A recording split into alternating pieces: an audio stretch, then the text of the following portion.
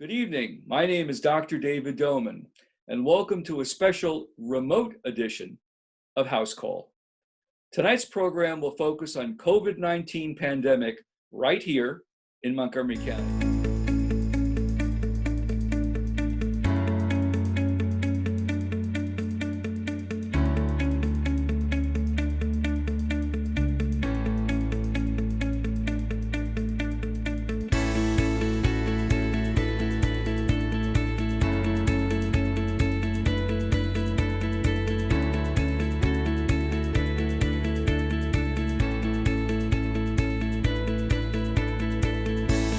My guest this evening is Dr. James Bridgers of the Montgomery County Health Department.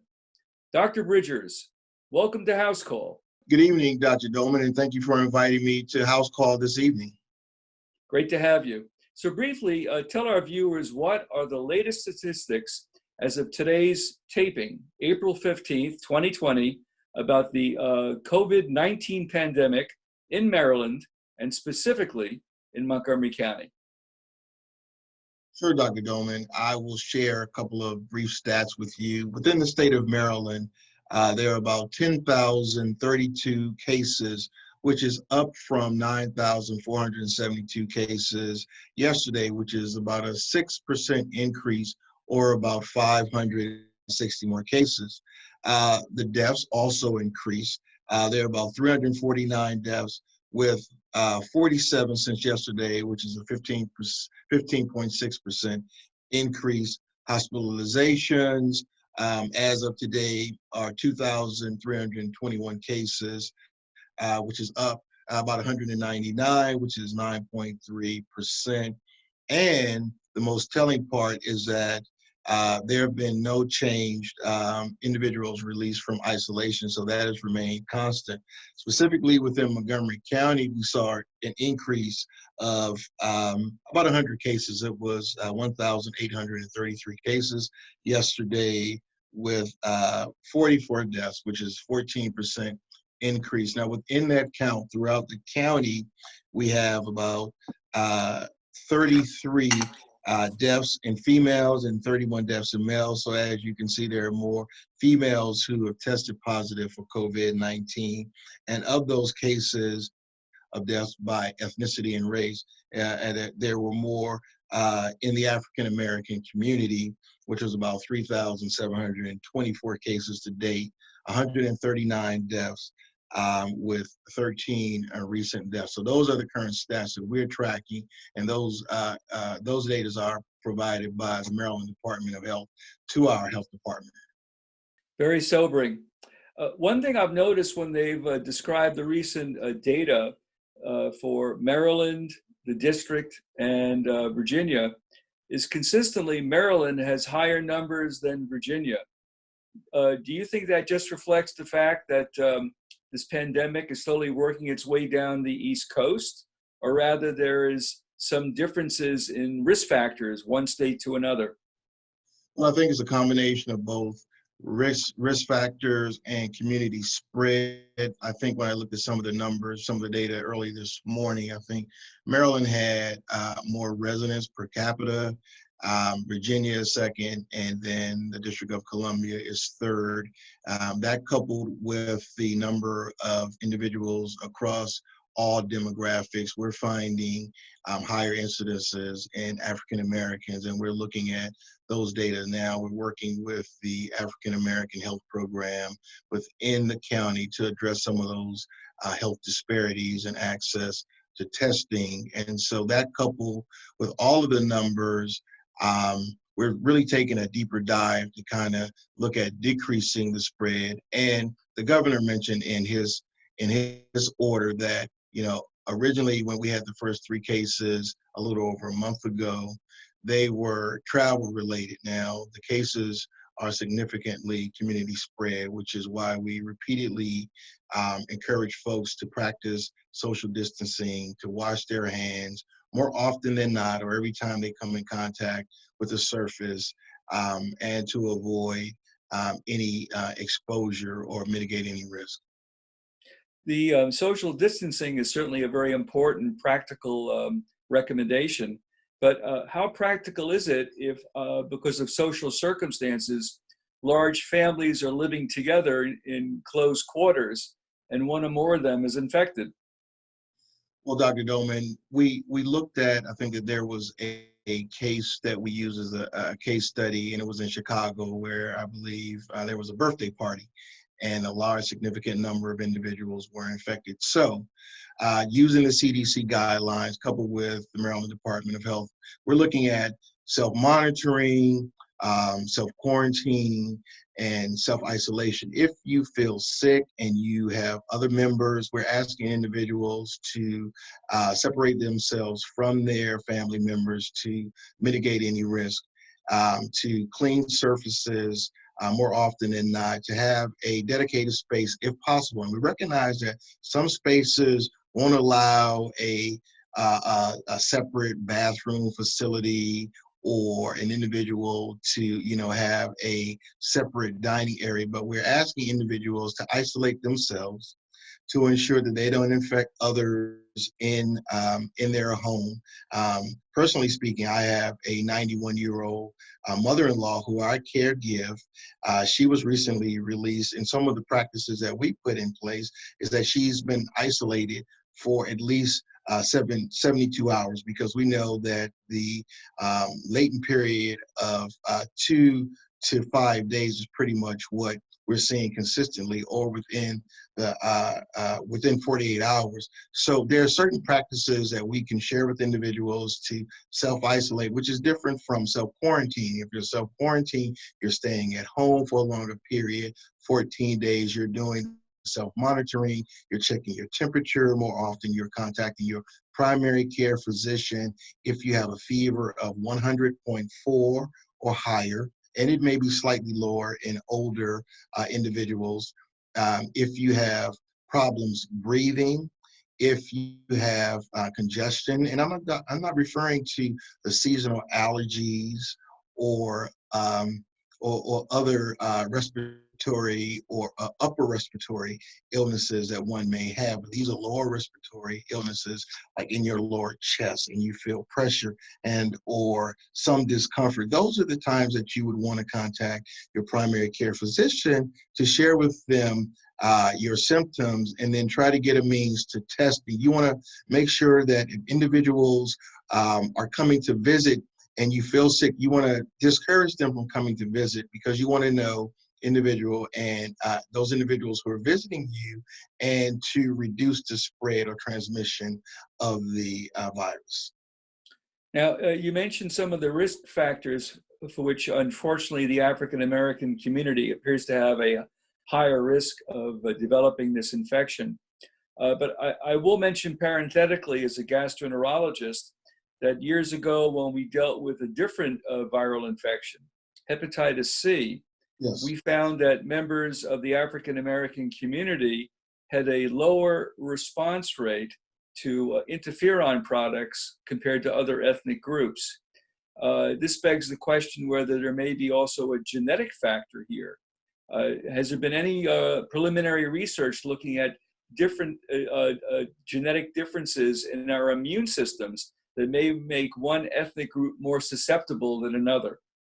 And so more recently, with the data being released, Dr. Doman, we're looking at those genetic risk factors or the causality that's associated with any predisposed condition, such as hepatitis, HIV, or any immunocompromised lupus. And so we have a cadre from our Uniformed Services Public Health Service team, who are resident doctors, leading our research team and working with our epidemiologists here at the local health department. They are doing literature review and literature searches to look at those predisposed conditions, or to see if there are any other causal relations that may impact either communities of colors or anyone in general. I know that I just recently read an article in the New England Journal of Medicine that was published, I believe, on yesterday, and it talked about some clinical trials in drug treatment therapy. I know there's been a lot of discussion on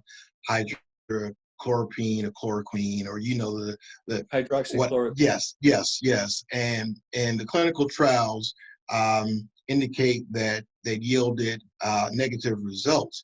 And so most of the care that we have and that we're encouraging folks based on consultations with our clinical providers is supportive care. You know, drink plenty of fluids, get plenty of rest, you know, monitor your temperature if you're sick, which leads to how we separate individuals from being released from an isolation. After 7 days. They have to be without a fever for 72 hours. They have to consult their primary care physician. They can't be taking any cough suppressant. So those are some of the treatment modalities that we are encouraging, in addition to the research that's ongoing, which helps inform our model that we look at, kind of estimating our surge and when we expect to hit our surge capacity or our peak capacity. And that informs us what to do afterwards, which leads to the second part of that discussion is I can anticipate, you know, what happens after all of this, what happens after we surge, because we've heard discussions in the news about projections and modeling, whether or not it's 2 weeks from now or 6 weeks from now, but there will still be protective factors because, as I said earlier, this is a new virus. And so there is no drug treatment therapy. And so we're looking at ways to continue those preventative measures that are in place now that will probably last, in my presumption, at least a couple of months once we get past that that curve that bends, if you will. When do you think the peak will occur? This is Right, April 15th. 1 right. week, 2 weeks?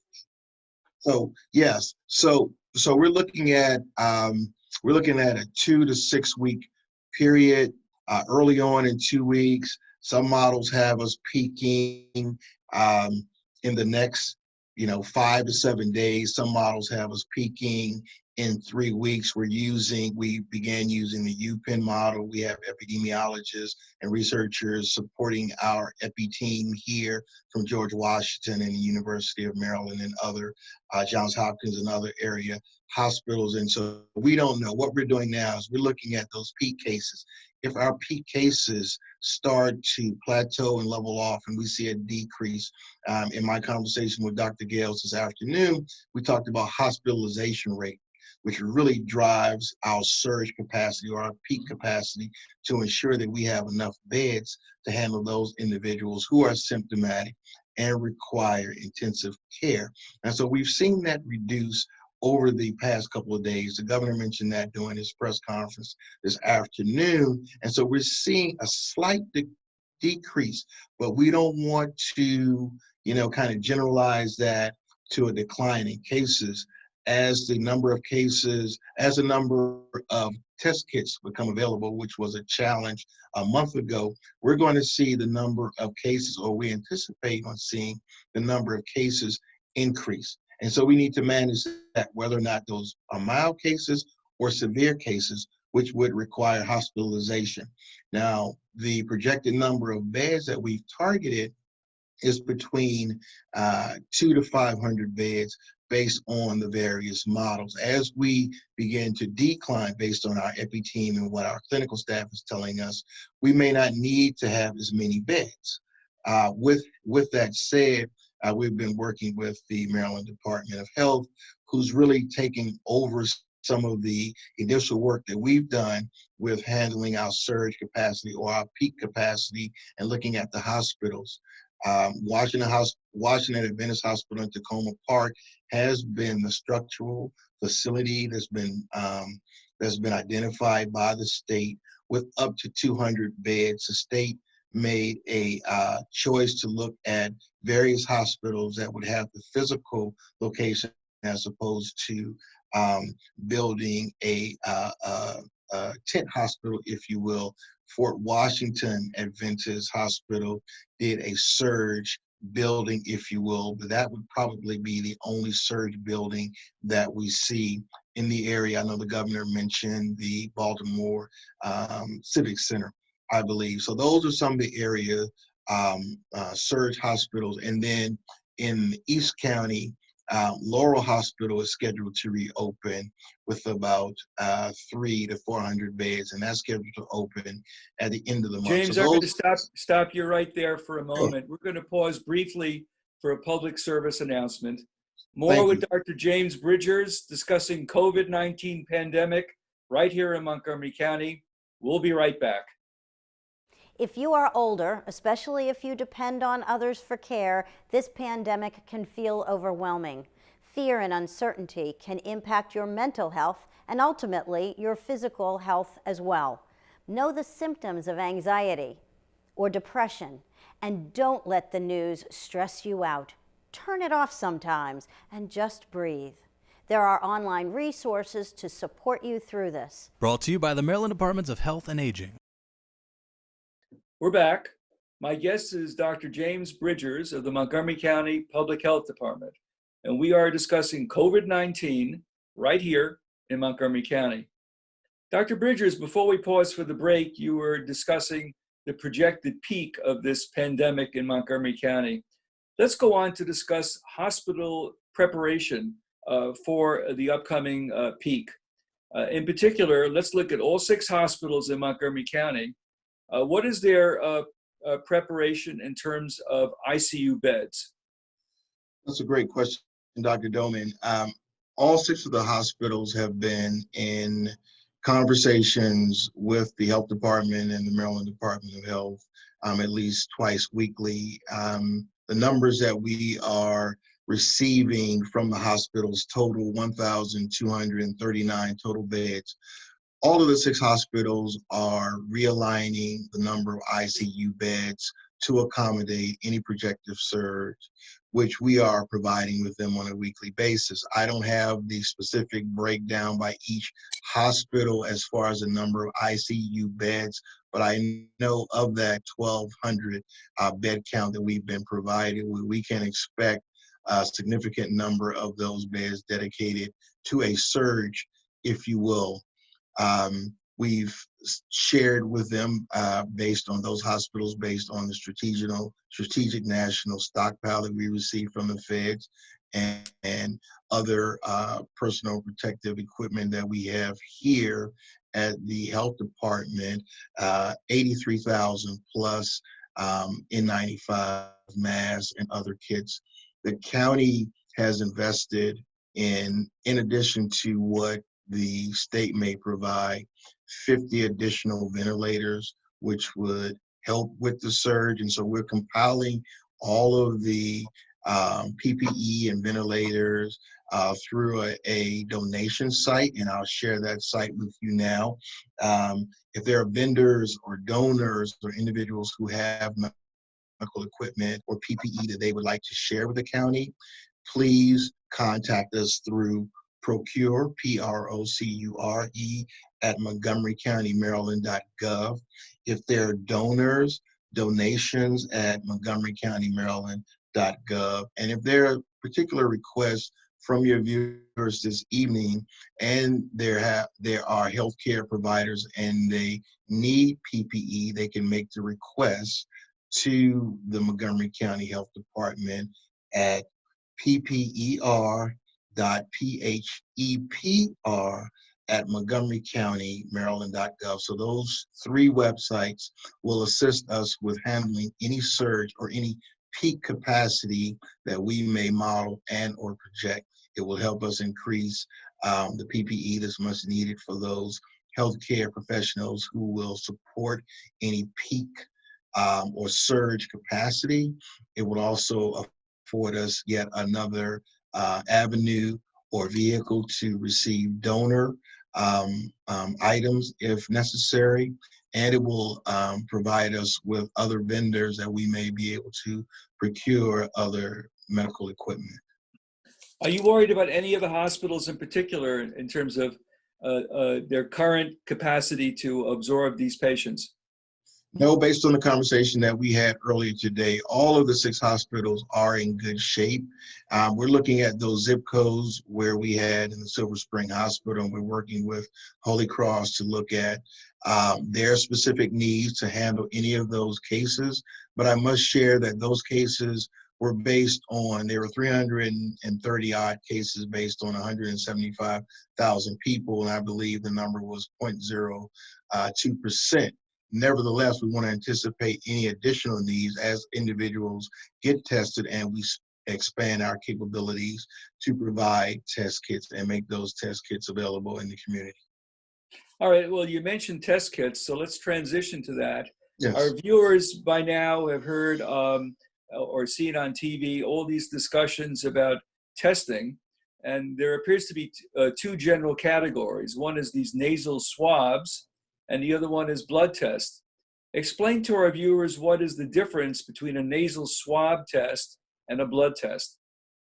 So the nasal swab is a long apparatus that our clinical staff will insert in your nose, deep in your nose, and get a sampling from your nostril, the anti-serum one of the blood prick, which is what we don't have, but our county executive has reached out to the other county executives to try to secure the anti-serum or the test kit for that. Right now, we're using the nasal swab as a diagnostic measure, and those kits are more readily available now. Dr. Gales has been actively engaging in procuring those, and so we're using that as our principal test means.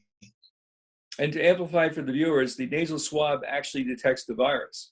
Yes, that's correct. Whereas the blood test checks for antibodies. That's and correct. An immune reaction to the virus. That's correct. Okay. So share with our viewers, what are the current testing sites available in Montgomery County? So currently there are a list of providers that you can obtain at our website, at the HHS website or the Montgomery County, Maryland website. We also have testing on Tuesdays and Thursdays from 10 a.m. to 2 p.m. at our vehicle emission site in White Oak. The current plan to increase testing and access in other counties where we may have seen or experience an increase in that zip code or their location, we're planning on expanding our test kits, our testing capability in Up County at our Germantown Health Clinic in Gaithersburg, as well as our Wheaton Regional Library. We're planning to make both of these mobile test sites. So we would have testing available on Tuesdays and Thursday at the Veep site, Wednesday in Germantown, and Friday at our Wheaton site. And the individual will be has to consistently contact their primary care provider, who will enter there to do a telescreen and to see if they qualify for a test. Once they receive the test, the order will be put into the CRISP system, which will send an appointment. The only requirement is at no cost. The only requirement is to have an ID or some proof that it's you, and you will receive a kit. The kit will be sent out to either LabCorp or Quest, and you will receive notification within 24 to 48 hours. If there's some challenges with the test, you will be notified and or contacted by our staff here at the health department. So patients should not show up on their own at these testing sites. No, there are no walk-ins available. We have made special provisions for individuals that may have multiple languages or speak multiple languages, or who may be have developmental disabilities. We have set aside tent for that testing for our developmental disabilities individuals who may not have a vehicle to drive up to. We are allowing individuals, we've asked them to request a special notation be made in the appointment field so that our team of testers can accommodate them. If an individual needs an interpreter, we will have interpreters on site, because we want to expand our testing net to allow anyone who qualifies or who may be symptomatic the capability to receive a test and to know their status. We only have a minute left. Tell our viewers what they really want to know. When are things going to loosen up and return to normal? President Trump famously said everything will return to normal last Easter Sunday. Clearly that didn't happen. So give our viewers an educated guess when things will begin to loosen up a bit and they can get back a semblance of normalcy. Dr. Doman, that is a great question, and I am going to remain politically correct. I ask all of your viewers to be patient. This is not a sprint, it is a marathon. We need to be vigilant. We need to practice those protective measures, hand washing, social distancing in place, even after this, say, reduces, or if the curve turns and we start to decelerate the number of cases. We still need to be mindful that this is a new drug. There isn't a treatment for it. So it may be a month or so. So I can't give you a hard stop, as some others may have done at decision levels above me. What I will say is based on our modeling, we can project over the next couple of weeks to see a change, but it's a gradual change and it won't be an abrupt stoppage. So we may be looking at this going on several months. Is that fair? I would say 4 at a minimum. Okay, that's what our viewers want to hear. Yes. Not necessarily they desire to hear, but they need to know. Yes, and that may change. I must put that disclaimer out. That may change. If folks continue to put those protective practices, we can see an earlier change as opposed to a later change. If folks don't put those practices in place, it will be several months and then some. Okay, well, I want to close out this episode this evening by showing a brief video clip, first broadcast on CNN recently, showing President Obama warning our Congress, and by extension our nation, about his concern about a USA not prepared for a pandemic.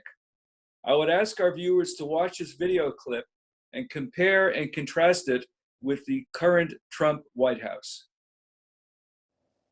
There may and likely will come a time in which we have both an airborne disease that is deadly. And in order for us to deal with that effectively, we have to put in place an infrastructure, not just here at home, but globally, that allows us to see it quickly, isolate it quickly, respond to it quickly. So that if and when a new strain of flu, like the Spanish flu, crops up 5 years from now or a decade from now, we've made the investment. And we're further along to be able to catch it. I want to thank my guest this evening, Dr. James Bridgers, for an excellent interview. I want to thank my excellent team at the station for preparing this remote episode of Housecall. And finally, I want to thank you, the viewer, for joining us this evening. Let us know how we're doing. You can reach me at my practice website, montgomerygastro.com. As for our next guest, I'm very much looking forward to it because it will be my daughter, Melissa Doman, who specializes in counseling Fortune 500 companies about stress in the workplace. She is in turn subsequently specialized providing counseling on COVID-19 stress both at the workplace and at home. It clearly is a very relevant topic as this pandemic continues. Looking forward then to seeing you another time, another episode of Housecall. Good evening.